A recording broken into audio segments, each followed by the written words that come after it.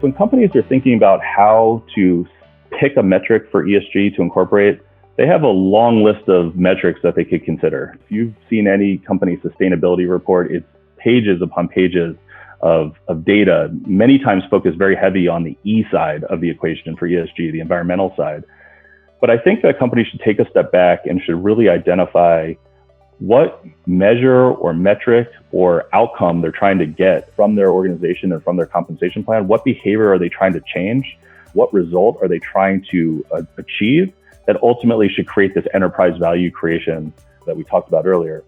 When I think about how a client might include ESG in their long-term incentive plan, I think that it would be very difficult to pick one singular metric, even if that's a diversity and inclusion goal, and try to set it in our normal construct of 3-year overlapping goals where we're changing the 3-year plan every single year.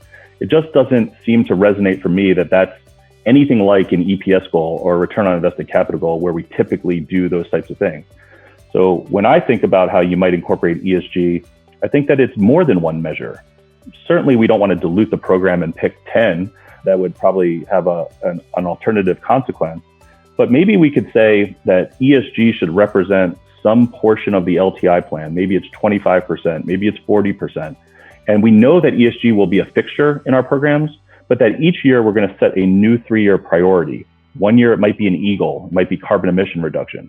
The next year, maybe it's an S goal, maybe it's a diversity and inclusion objective. The year after, maybe it's a G goal. And by setting a different metric within the ESG construct for each of the plan cycles, we can actually incorporate 3 areas of focus over a multi-year period and not get caught up in overlapping plans that kind of contradict one another in terms of the goals. Because really, if we're going to have an effective plan, we want people to understand them, we want them to be simple, and we want them laser focused on what we're trying to achieve as an organization.